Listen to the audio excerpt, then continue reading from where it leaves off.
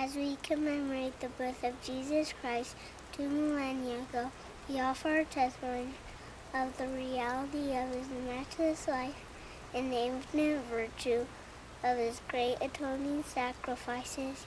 None other has so profound an influence upon all who have lived and will yet live upon the earth.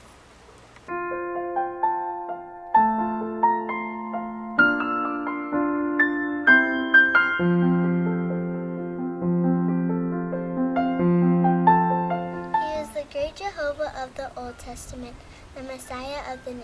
Under the direction of his Father, he was the creator of the earth. All things were made by him, and without him was not anything made that was made. Though sinless, he was baptized to fulfill all righteousness. He went about doing good, yet was despised for it. His gospel was a message of peace and goodwill. He entreated all to follow his example. He walked the roads of Palestine, healing the sick, causing the blind to see, and raising the dead. He taught the truths of eternity, the reality of the premortal existence, the purpose of our life here on earth, the potential for the sons and daughters of God in the life to come.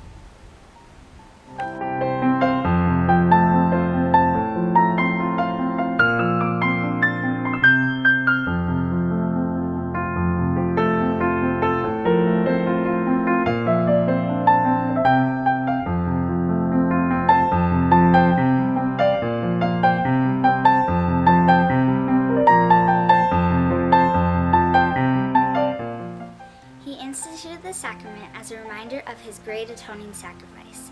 He was arrested and condemned on spurious charges, convicted to satisfy a mob, and sentenced to die on Calvary's cross. He gave his life to atone for the sins of all mankind. His was a great vicarious gift in behalf of all who would ever live upon the earth.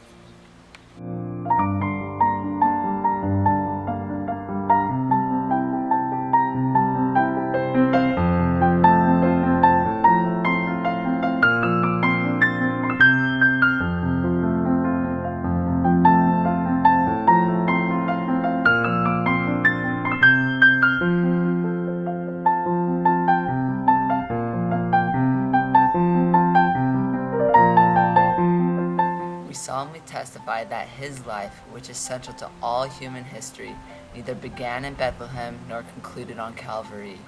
He was the firstborn of the Father, the only begotten Son in the flesh, the Redeemer of the world. He rose from the grave to become the first fruits of them that slept. As risen Lord, he visited among those he had loved in life. He also ministered among his other sheep in ancient America. In the modern world, he and his Father appeared to the boy Joseph Smith, ushering in the long-promised dispensation of the fullness of times.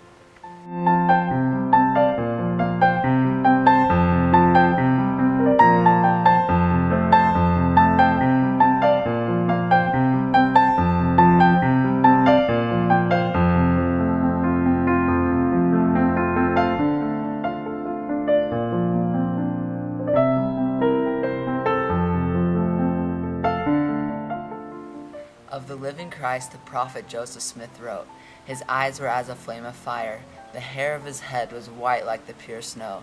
His countenance shone above the brightness of the sun.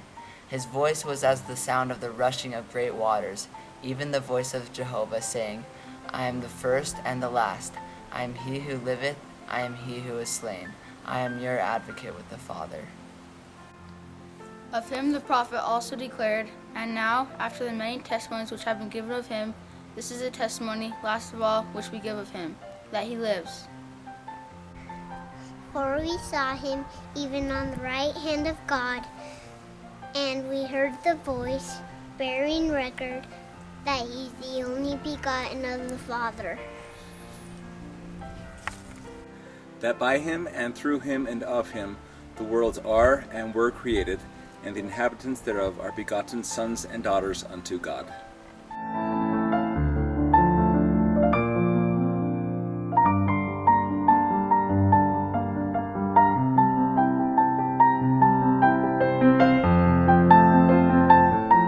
We declare in words of solemnity that his priesthood and his church have been restored upon the earth.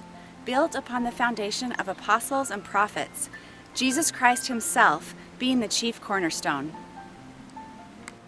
We testify that he will someday return to earth, and the glory of the Lord shall be revealed, and all flesh shall see it together. He will rule as King of kings and reign as Lord of lords. Every knee shall bend, and every tongue shall speak in worship before him.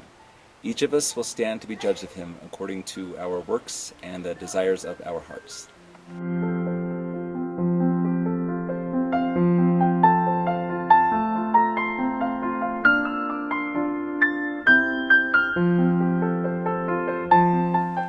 We bear testimony as his duly ordained apostles that Jesus is the living Christ, the immortal Son of God.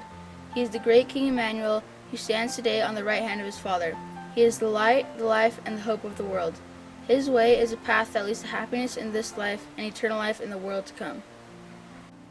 God be thanked for the matchless gift of his divine Son.